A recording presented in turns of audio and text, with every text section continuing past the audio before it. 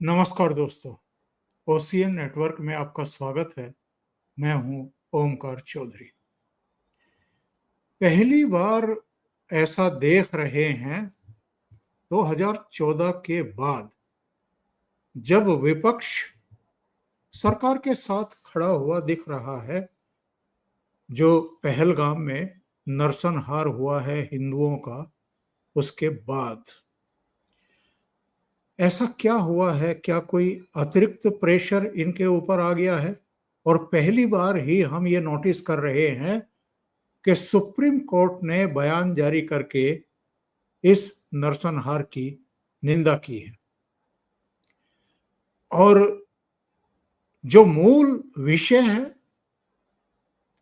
एक एक का नाम पूछ करके, उसका आई कार्ड देख करके, यहां तक कि उनके वस्त्र खुलवा करके, यानी पहचान करके कि ये हिंदू हैं और उनकी हत्या की गई है, उनके बच्चों के सामने, नव विवाहिताओं के सामने उनके पतियों की हत्या की गई है। ये जो प्रधानमंत्री नरेंद्र मोदी का हमने रुख देखा है, वो जो उनके चेहरे पर जो एक तमतमाहट है, जो एक गुस्सा है, एक नाराजगी है, और इनको सबक सिखाने का जो एक संकल्प है, वो आज हर भारतीय के चेहरे का एक तरीके से हम कहेंगे कि प्रतिरूप है। आज हर भारतीय अंदर से बिल्कुल भरा बैठा है, क्योंकि वो इतने अपमान सह चुका है। बांग्लादेश में, मुर्शिदाबाद में, पाकिस्तान में हिंदुओं पर तरह तरह के अत्याचार होते रहे हैं, और हमारे यहाँ का यही विपक्ष जो जन दबाव, जन आक्रोश के बीच में आज साथ खड़ा हुआ दिखना चाहता है, ये उन सारे अत्याचारों, बर्बरताओं, क्रूरताओं के समय आपराधिक चुप्पी साधे बैठा हुआ था। वो चाहे बांग्लादेश में हुआ, चाहे मुर्शिदाबाद में हुआ, या पाकिस्तान में हिंदुओं के साथ जो भी हुआ, हर जगह, और भारत के भीतर भी।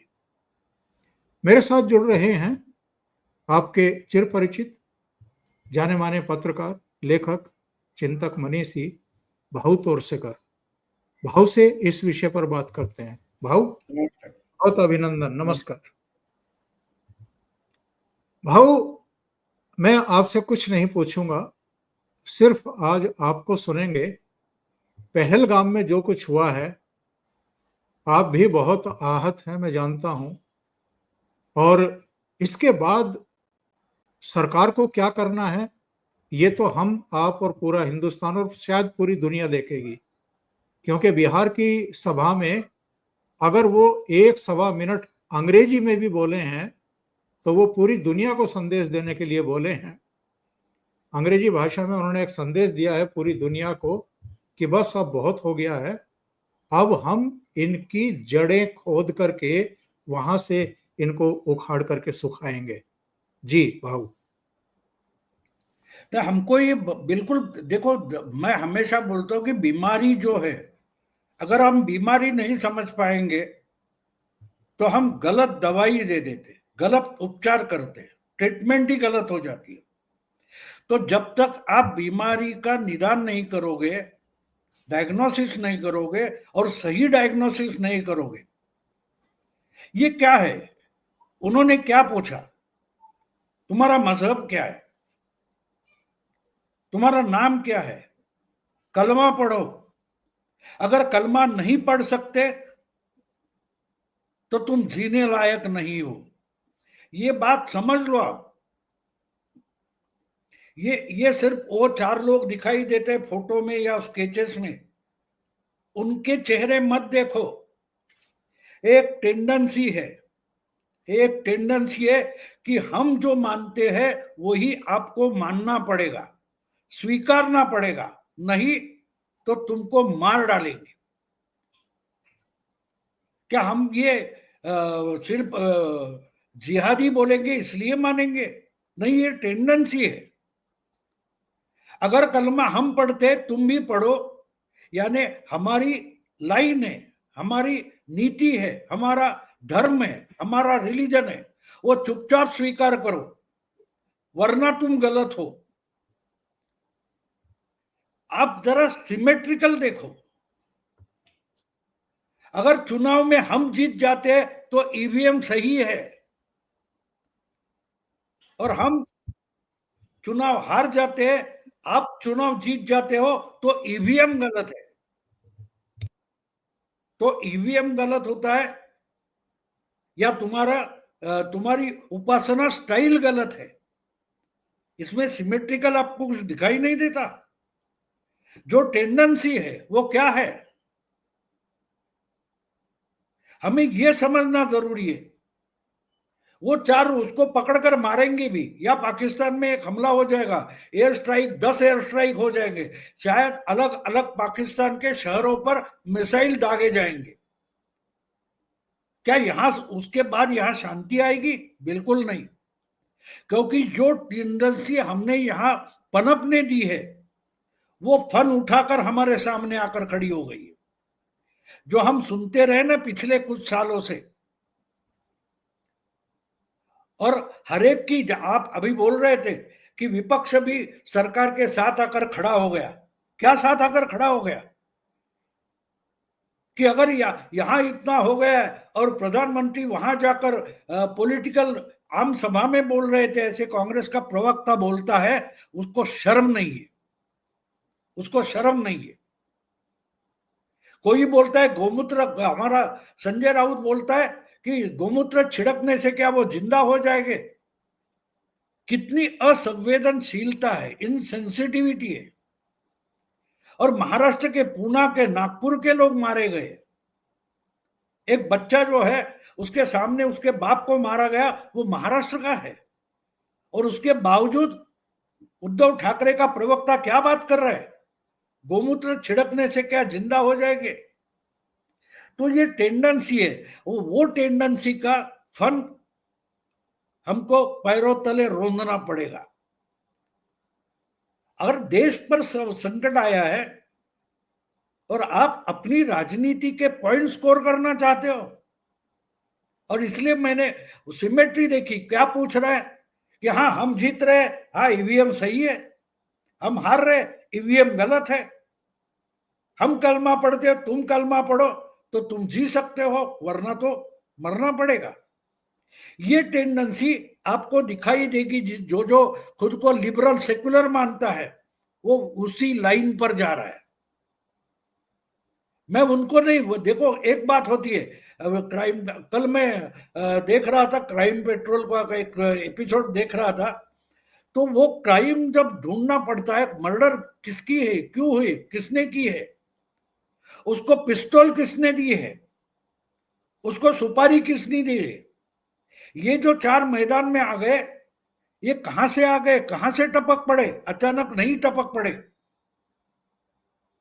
अगस्त 2019 को 370 धारा हटाई गई, तब से लेकर विधानसभा के चुनाव होने का प्रोग्राम डिक्लेयर होने तक इतनी गड़बड़ी नहीं थी। बिल्कुल अच्छा चल रहा था कश्मीर, जब तक वहां पॉलिटिक्स नहीं था, चुनाव का पॉलिटिक्स नहीं था, तब तक कश्मीर बिल्कुल सुकून में जी रहा था। यह सब शुरुआत कहां से हो गई? आपने सुप्रीम कोर्ट की बात की, तो वो चुनाव सुप्रीम कोर्ट के आदेश पर सितंबर 2024 के पहले हो गए। तो गिल्टी कौन है? ये चुनाव नहीं होते थे तब तक सब तो ठीक चल रहा था। थोड़ा सा एडमिनिस्ट्रेशन इन लोगों के हाथ में आ गया। जो लोग बोलते थे 370 हटाओगे तो खून की नदियां बहेगी, तिरंगा फहराने वाला हाथ नहीं मिलेगा, उनके हाथ में पिछले 6 महीने से एक प्रशासन आ गया। भले कमजोर प्रशासन है, लेकिन थोड़ा चांस मिल गया उनको। तो क्या फन उठाकर सामने आ गया? देखो, और इसलिए बिल्कुल बारीकी से समझना पड़ेगा। वो 4 लोग जो बंदूक AK-47 उठाकर आ गए, उनको मत देखो, उनके चेहरे के पीछे उनके चेहरे तो मुखौटे मानता हूं, उनके चेहरे के पीछे कौन है? जो बोलते थे खून की नदियां बहेगी, वो है। जो उनके देखो जो मारे गए, उनकी साइड क्या, उनका पक्ष क्या सुना तक नहीं गया। और जो मारने वाले हैं वो अफजल गुरु होगा या और कोई होगा, उसकी बात तो हमारा कोर्ट भी सुनेगा। अजमल कसाब जो है उसका दावा है हमारी कोर्ट सुनेगी, लेकिन अजमल कसाब ने जिसको मारा उसका दावा कौन सी कोर्ट सुनने वाली है? तो हमारे कानून, हमारी क्या बोलती है सहिष्णुता, अगर उनको पनपने दे रही है तो गुनहगार वो नहीं है, हम हैं। विंस्टन चर्चिल का एक वचन मुझे याद आता है, तुष्टीकरण जिसको हम बोलते हैं ना, तुष्टीकरण, तुष्टीकरण, अपीजमेंट, उसके बारे में विंस्टन चर्चिल ने कहा है कि मगरमच्छ जो होता है उसको मांस के टुकड़े खिलाते रहो, इस आशा पर कि जब तक मांस के टुकड़े मिलते रहे उस वहां तक वो मुझे नहीं खाएगा। तो लेकिन मांस के टुकड़े जब खत्म हो गए तो तुमको खाने वाला ही है ना, उसको अपीजमेंट बोलते हैं। अपनी मौत दूर ढकेलते रहना, इसको लड़ाई नहीं कहते। वहां से शांति नहीं आती, पीस नहीं आता। तो हमारी पॉलिसी गलत हो गई है। तो ये अगर आज आज सुप्रीम कोर्ट को अचानक साक्षात्कार हो गया कि बड़े बड़ा तटस्थता छोड़कर श्रद्धांजलि का प्रस्ताव सुप्रीम कोर्ट करता है, तो संसद पर हमला हुआ था तब सुप्रीम कोर्ट क्या कर रहा था? वो तो उनके नजदीक था, पहलगाम बहुत लंबा है, संसद पर हमला हो गया, वो उस पर भी 8-12 जवान मारे गए थे हमारे। उस वक्त तो सुप्रीम कोर्ट ने कुछ नहीं किया, लेकिन उसका जो आरोपी था, उनको सहूलियत देने वाला अफजल गुरु, उसके फांसी के लिए देर रात को उठकर कोर्ट बैठ गई थी। वही सुप्रीम कोर्ट आज निषेध कर रही। किसका निषेध कर रही है? किसकी निंदा कर रहे हैं लोग?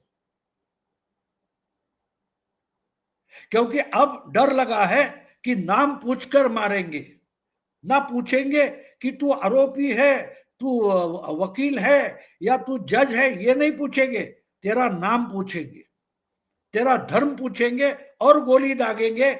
ये जब सामने आ गया तब सुप्रीम कोर्ट तटस्थता छोड़कर निंदा के प्रस्ताव पर आ गई। और इसलिए बात ढंग से समझना जरूरी है, परिस्थिति क्या है। हाँ, सरकार जो करना है करेगी, आप और हम क्या करेंगे? जज और वकील क्या करेंगे? इंजीनियर और डॉक्टर क्या करेंगे? लिबरल बनेंगे? हाँ, लिबरल बनेंगे हम। अगर हम अपने ही मारने वाले को खिलाते रहेंगे तो मौत तो आसानी से हमारे पास आ जाएगी। खिलाते रहो उसको, बस वही हुआ है। और इसलिए मैं बोल रहा हूं, आपको ध्यान में रखना पड़ेगा कि जब तक कश्मीर के चुनाव नहीं होते थे तब तक छुटपुट घटनाएं होगी, लेकिन आम आदमी पर हमला नहीं हुआ था। आहिस्ते आहिस्ते कश्मीर 50 साल पीछे जा रहा था, एब्रप्टली और रुक गया है। और इसका कारण चुनाव है, जो चुनाव सुप्रीम कोर्ट के आदेश पर सितंबर से पहले लेने पड़े। तो ये अपराध गंड है जो सुप्रीम कोर्ट ने एक निंदा प्रस्ताव किया है, वो मैं मानता हूं कि गिल्टी फीलिंग है। पूछे।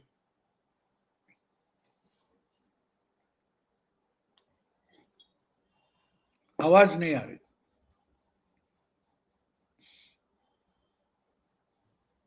जी जी, जब ये हमला हुआ तो उसके बाद में मल्लिकार्जुन खड़गे का, और उसको मैं नेता तो नहीं मानता, लेकिन चूंकि एक ऐसे खानदान का दामाद है रॉबर्ट वाड्रा, तो इसलिए प्रेस वाले भी उसको महत्व देते हैं। उसका बयान सुन रहा था, रॉबर्ट वाड्रा कह रहा है कि चूंकि मोदी सरकार हिंदू हिंदू करती रहती है, इसलिए मुसलमानों ने मोदी जी को मैसेज दिया है कि वो नाराज हैं। और मल्लिकार्जुन खड़गे से पूछा गया कि पाकिस्तान का हाथ बताया जा रहा है, उन्होंने कहा कि मैं सारे तथ्यों पर अभी बात नहीं कर रहा हूं, अभी तो हम सरकार के साथ बैठेंगे और इस पर चर्चा करेंगे कि कहां चूक हुई। तो इस तरह के बयान और उससे मेल खाते हैं जब एक आतंकवादी ने एक महिला से कहा कि तेरे पति को मार रहे हैं, तुझे जिंदा छोड़ रहे हैं, जाकर के मोदी को बोलो। ये भी कहीं ना कहीं एक सिमिलरिटी है कि जो यहां से संदेश जा रहे हैं वो पाकिस्तान में बैठा हुआ उनका सेना प्रमुख भी रिपीट करता है उसको, हिंदू मुसलमान की बात करता है, मुसलमानों को सुपीरियर बताता है। 1946-47 में जिन्ना ने जो काफिर का एक वो दिया था और टू नेशन थ्योरी की बात की थी, उसको ये सुलगाता है वहां का आर्मी चीफ, और उसके तुरंत बाद ये घटना होती है। बिल्कुल, मैं तो रॉबर्ट वाड्रा का आभारी हूं, जो हम भी बोलने की हिम्मत नहीं कर रहे, वो वाड्रा बोला है। मुसलमानों ने मोदी को इशारा दिया है, उसने टेररिस्ट ने नहीं बोला है, उसने तोयबा नहीं बोला है, उसने जैशे मोहम्मद नहीं बोला है। रॉबर्ट वाड्रा बोल रहा है कि मुसलमानों ने दिया है, तो वो सच्ची बात बोल रहा है, क्योंकि या तो मुसलमान रहो बा तो मर जाओ, हम मार डालेंगे। तो रॉबर्ट वाड्रा गलत कहाँ बोल रहा है? उसने तो, मैं मानता हूं कि सच बोलने की हिम्मत की है। जो पूरा मीडिया भी सच बोलने की हिम्मत नहीं कर रहा है, ना कि पॉलिटिकल लीडर्स बोलने की हिम्मत कर रहे हैं, रॉबर्ट वाड्रा सही बोला है कि मुसलमानों ने इशारा दिया है। जो पहलगाम में हुआ वही तो मुर्शिदाबाद में हुआ। मुर्शिदाबाद से हजारों हिंदू परिवार घर घर छोड़कर बाजू के जिले में भाग गए ना। वहां क्या हुआ है? घरदार जलाए गए, दुकान जलाए गए। किसके जलाए गए? हिंदू के जलाए गए ना। और जलाने वाले कौन थे? मुस्लिम थे। बांग्लादेश में क्या हुआ? तो रॉबर्ट वाड्रा कम से कम सच तो बोल रहा है। हमको दुख पहुंचे बात ठीक है, लेकिन सच बोल रहा है। और वो सच का सामना अगर हम नहीं करेंगे तो हम डायग्नोसिस गलत करेंगे, डायग्नोसिस गलत करेंगे। मुझे लगता है कि इसके लिए हमको 50 साल पीछे जाना पड़ेगा कि कहां से शुरुआत हो गई। 50 साल, बिल्कुल 50 साल, 75। 1975 में जब इमरजेंसी लगी, तब इंदिरा जी ने जेल से शेख अब्दुल्ला को मुक्त किया था। और जो कश्मीर में उस वक्त कांग्रेस की गवर्नमेंट थी, जम्मू कश्मीर में, और कांग्रेस के सपोर्ट से शेख अब्दुल्ला को मुख्यमंत्री बनाया था। और जेल से मुक्त क्यों किया था? शेख अब्दुल्ला जेल में क्यों थे? नेहरू के जमाना से बहुत सारे साल, कम से कम 15-20 साल शेख अब्दुल्ला जेल में थे, क्योंकि उनकी पार्टी की डिमांड थी प्लेबिसाइट फ्रंट, सार्वमत आघाड़ी होती थी उनकी। जनमत संग्रह करना चाहते थे कि कश्मीर को कहां रहना है, और वो मांग करना ही गुनाह मानकर बिना कोई मुकदमे के जेल में डाला था शेख अब्दुल्ला को। याद करो, कोई भी जनमत संग्रह की मांग करेगा वो जेल में जाएगा। इसलिए शेख अब्दुल्ला जेल में थे। उनके दामाद गुलशाह भी जेल में थे। और कश्मीर मस्त मौला, कश्मीर में शांति थी। जब से इनका मत पूछा गया, वहीं से गड़बड़ शुरू हो गई। उसके 75 तक आप देखो, कश्मीर में गड़बड़ नहीं थी, कश्मीर बिल्कुल शांत था। 71 के युद्ध में भी, लड़ाई में भी कश्मीर शांत था। फिर गड़बड़ कहां हो गई? देखो एक बात होती है, आपके पास एक तोता है, एक बिल्ली है, दोनों को एक साथ आजादी नहीं दी जा सकती, क्योंकि बिल्ली तो तोते को मार डालेगी। तो तोते को या तो पिंजरे में रखो और बिल्ली को खुला छोड़ो, या तो बिल्ली को किसी रूम में बंद करो और तोते को पिंजरे से बाहर निकालो। तो जो आजादी आजादी हमें चाहिए, आजादी का मतलब जरा समझिए, और अगर तो समझ लेते हो तो उस पर उपाय मिलता है। तो इसलिए देखना पड़ेगा कि कश्मीर की परिस्थितियां कहां से बिगड़ी है। जहां से शेख अब्दुल्ला आए और फिर चुनाव हो गए, फिर वही सब कांग्रेस वाले, ये सैफुद्दीन सोज, ये भी इनकी पार्टी में थे ना, फिर कांग्रेस में आ गए। वाजपेयी की गवर्नमेंट एक वोट से गिरी थी, उस वक्त नेशनल कॉन्फ्रेंस का सपोर्ट था, लेकिन ये वाजपेयी के खिलाफ जाकर बाद में कांग्रेस में चले गए। तो कश्मीर की कांग्रेस और शेख अब्दुल्ला की पार्टी, उसमें कोई फर्क नहीं है। इन्हीं की पार्टी की जो क्या महबूबा मुफ्ती, मुफ्ती मोहम्मद, जो वीपी सिंह के सरकार में गृह मंत्री थे, बिल्कुल, उन्होंने जो अपनी बिटिया को छुड़वाने के लिए, रुबैया सईद को, रुबैया सईद को, उनको टेररिस्ट को मुक्त किया था ना, वहां से शुरू हुआ है। तो शुरू कहां से हुआ ये भूलो मत, ये बीमारी शुरू कहां से हुई है। क्योंकि हमने उनके जो आका है, जो सरेआम हमारे सामने चुनाव लड़ते हैं, हमारे साथ क्या बोलते हैं उसको, गठबंधन में आते हैं, और वही चुपके से उनका समर्थन करते हैं। वही बोल रहे थे 370 हटेगा तो खून की नदियां बहेगी, महबूबा मुफ्ती बोल रही थी ना, फारूक अब्दुल्ला बोल रहे थे ना। आज वो यहां की बात करेंगे, हम दूम हिलाना शुरू करते, वही हमारी गलती है। ये मामला सीधा, या तू रहेगा या मैं रहूंगा, दूसरा कोई चारा नहीं है। और इसी रास्ते पर मोदी सरकार जाने वाली है। मुझे कुछ बातें मालूम है, लेकिन मैं यहां नहीं बोलूंगा, उसकी जरूरत भी नहीं है। आप सिर्फ जिस ढंग से कल कौन ख्वाजा आसिफ या कौन है उनका, पाकिस्तान का रक्षा मंत्री, उसकी पतलून गीली हुई है।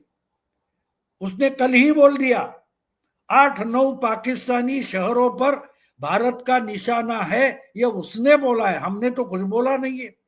हमारी सरकार तो कुछ बोली नहीं है, मिट्टी में मिला देंगे बस, इससे ज्यादा नहीं बोले।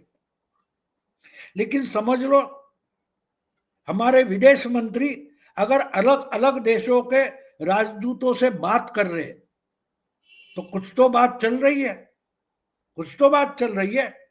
10-12 देशों ने इसकी निंदा की है, और जॉर्डन जैसा देश, जहां हमास के पहले निर्वासित आकर रहते थे, उनको उन्होंने भगा दिया, उस जॉर्डन ने भी हमारा सपोर्ट किया है। तो जो कुछ हुआ है उसकी तुलना हमको करनी है तो हमास से करनी पड़ेगी, ना तोयबा या जैसे मोहम्मद से करनी है। जो इजराइल ने किया है गाजा पट्टी में, वो हमको भी करना पड़ेगा। और भूलो मत, पाकिस्तान जानता है कि ये लड़ाई अकेला इंडिया भारत लड़ने वाला नहीं है, इसके साथ इजराइल भी है, ये पाकिस्तान जानता है। और इसीलिए पाकिस्तानी जनरल्स की पतलून आज ही गिली हुई है। वो जानते हैं अकेला भारत नहीं है, इनके साथ अब इजराइल भी मिला हुआ है। तो इससे ज्यादा मैं नहीं बोलूंगा, कुछ जानकारी मेरे पास भी है लेकिन नहीं बोलूंगा, क्योंकि हमारे लोग समझने के बजाय सामने वाले लोग जो समझे उनके लिए मैं ज्यादा नहीं बोलूंगा। हाँ, समझने वालों को इशारा काफी होता है। लेकिन भाऊ, मैं ये समझना चाहता हूं, दर्शक भी ये समझना चाहेंगे, ये हिंदू होना कब से गुनाह हो गया है? और आप अगर हिंदू हैं, कलमा नहीं पढ़ रहे हैं, तो आपको जीने का अधिकार नहीं है। ये दुस्साहस जो है, ये कहां से पैदा हुआ है? वो वहां से, मैंने तो बोला अभी, 90 से पैदा हुआ, जब से मुफ्ती मोहम्मद सईद देश का गृह मंत्री बना था। बाद में बीजेपी ने भी उसको सपोर्ट करके कश्मीर का मुख्यमंत्री बना दिया। वहीं से शुरुआत होती है। यही तो, इसीलिए मैंने विंस्टन चर्चिल का तुष्टीकरण का जो व्याख्या है वो आपको बताई, कि आप टुकड़े टुकड़े मांस के खिलाते रहोगे तो आखिर में तुमको भी मगरमच्छ खाने वाला है। तो तुष्टीकरण छोड़ दो, बस यही। और आज अगर हम देखें तो दुनिया भर में, हमारे यहां नहीं है, जर्मनी में क्या है, स्वीडन में क्या है, इटाली में क्या है, स्विट्जरलैंड में क्या है, वहां तो कोई हिंदू हिंदू नहीं कर रहा है। फिर वहां के मुस्लिमों को बाहर वापस भेज दो, ये स्लोगन कहां से आ गई? क्योंकि या तो मैं रहूंगा या तू रहेगा, तो ये तय करना पड़ता है। मुझे मुझे तो रहना है, इसलिए तुमको साथ नहीं रहना है तो तुमको खत्म करके रहना पड़ेगा। यही है, यही होने वाला है। ये लड़ाई होगी तो इंडिया की लड़ाई नहीं होगी, इसके साथ पूरा यूरोप आपके साथ आने वाला है। क्योंकि अभी सऊदी अरेबिया भी निंदा के लिए सामने आ गया है। और ये जो मुल्ला मौलवी ये सब कलमा कलमा करते बैठे, उनके वो तो अब सऊदी प्रिंस जो है सलमान, उसके खिलाफ भी बोलने लगे, तो वो भी आपके साथ आएगा। इसलिए हमास को बर्बाद कर दिया इसराइल ने, फिर भी मोहम्मद बिन सलमान एक शब्द नहीं बोल रहा है। तो बात साफ है, ये जो कुछ शुरू हुआ है उसके पाकिस्तान का नामो निशान खत्म होने वाला है। शुरुआत है, शुरुआत है। या तो बदलो या तो खत्म हो जाओ। और बदलो का मतलब क्या है? बदलो का मतलब साफ है, जो समझने वाले हैं वो समझेंगे। और जो हालत है आज पाकिस्तान की, तालिबान ने निंदा की है, इसका मतलब सीधा है कि हम यहां से लड़ेंगे, उसी वक्त वहां क्या पख्तूनवा जो है, खैबर पख्तूनवा, वहां बिल्कुल। तालिबान भी आक्रमण करेगा। बलूच बगावत तो चालू है, सिंध तो खुला होना चाहता है। सिंध पर तो कल भी पाकिस्तान का कई वीडियो मैंने देखा, सिंध के लोग रास्ते पर आ गए हैं, क्योंकि पानी घटेगा तो हम मरेंगे, ये करके सिंध के लोग रास्ते पर उतर आ गए। तो पंजाब, पंजाब का पाकिस्तान और बाकी सारा पाकिस्तान, इनमें आपस में यादवी शुरू हो जाएगी। भाऊ, हमारे यहां से जो ये सुर बार बार उठते हैं, CAA लाया जाता है तो मुसलमानों की नागरिकता छिन जाएगी, झूठ बोला जाता है। अभी वक्फ संशोधन अधिनियम पारित हुआ है तो फिर झूठ बोला जा रहा है कि साहब मस्जिदें छिन जाएंगी, मदरसे छिन जाएंगे, कब्रिस्तान छिन जाएंगे, यतीम खाने भी छिन जाएंगे, मुसलमानों को बर्बाद कर दिया जाएगा। ये जो झूठ बोले जाते हैं, क्या इसी के चलते जो भारत के यही तो उनके आका है, यही उनके आका है जिन्होंने गोली चलाई है। यही इनको चेतावनी देते हैं, लड़ो नहीं तो मर जाओगे।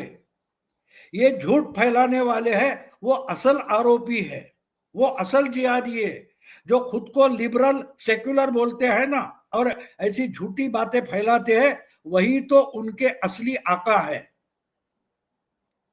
वो चार जो मारने वाले थे, मैं उनके चेहरे भी देखना नहीं चाहता, क्योंकि मुझे मालूम है वो तो मशीन है।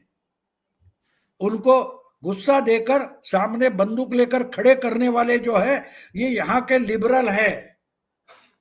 लेकिन जो आप उन्होंने छेड़ा है तो बात बहुत दूर तक जाएगी। वक्त जो है वो इतना कठोर नहीं था, लेकिन अब और कठोर होगा, क्योंकि लोग मांग करेंगे, बीजेपी को बोलेंगे, मोदी को बोलेंगे लोग, इससे भी कठोर वक्त खत्म ही कर दो पूरा, कुछ नहीं चाहिए, सब छीन लो। अगर हमारी जान छीनी जाने वाली है तो इनका सब कुछ छीनो। और जो मानते नहीं वो ऐसे अपने अपने गली में, मोहल्ले में जो है उनको सामने पुलिस के लाकर खड़ा करे। अभी अभी मैंने एक खबर देखी कि कहीं कश्मीर का कोई इलाका है, वहां एक मुस्लिम महिला ने पुलिस को खबर दी कि मुझे 4 संदिग्ध यहां यहां दिखे, तो पुलिस इनको छानने के लिए निकली, तो वो सामने आने लगे। उनको सामने आना पड़ेगा। अगर मुस्लिम रहना है तो तुम्हारे इलाके में जो संदिग्ध है उनको ढूंढ ढूंढ कर बाहर निकालो, जैसे बिल से चूहे निकाले जाते हैं ऐसे तुम निकालो, मारेंगे सेना। लेकिन तुम्हारे मोहल्ले में कौन छुपा है वो बताना तुम्हारी जिम्मेदारी है। मारने की जिम्मेदारी सरकार लेगी, लेकिन ढूंढने की जिम्मेदारी तुमको लेनी पड़ेगी। ये होगा, अभी इसका प्रेशर बढ़ता जाएगा, बढ़ता जाएगा। और आने वाला हर चुनाव अब पहलगाम का मुद्दा लेकर लड़ा जाएगा। और ये टेंडेंसी कि मोदी को जाकर के बोलो, ये केवल मोदी के प्रति नफरत नहीं है, हिंदुओं के प्रति नफरत है। और इसका बीजारोपण कौन लोग कर रहे हैं? वो लोग कर रहे हैं जो 66 करोड़ जनता महाकुंभ में गंगा मैया में डुबकी लगाने जाती है, लेकिन ये लोग नहीं जाते हैं। प्रभु राम का मंदिर बनता है तो उसको अछूत घोषित कर देते हैं ये लोग, ये वहां जाते नहीं हैं। काशी में कॉरिडोर बनता है तो उसको गुनाह माना जाता है। केदारनाथ यही में अगर इनको अब जो वोट मांगने जाएंगे तब लोग जवाब देंगे, ध्यान में रखो। अब आम आदमी जवाब देगा। ये जो मीडिया के सामने, कैमरे के सामने आकर बोलते हैं ना, उनको लोग पीटेंगे। देखो आसान बात नहीं है, हिंदू सोया हुआ रहता है पर जग जाता है। तो महाराष्ट्र के चुनाव में दिखाया हिंदुओं ने कि हम क्या कर सकते हैं। पूरी बाजी पलट दी एक चुनाव में। और मैं, आपको याद होगा पिछले अक्टूबर में जयपुर में हम मिले थे, तो मैं बोल रहा था महाराष्ट्र के चुनाव के पहले कि क्या होने वाला है। तो ये पहलगाम की जो रिएक्शन है वो अगले हर चुनाव में आने वाली। सरकार जो करना है वो करेगी, लेकिन अब लोग करेंगे, और इतनी आसानी से ये मामला खत्म होने वाला नहीं है। भाऊ बहुत बहुत धन्यवाद जुड़ने के लिए, इतना समय निकालने के लिए, और एक बहुत ही ज्वलंत विषय पर विचार रखने के लिए। Thank you so much. नमस्कार।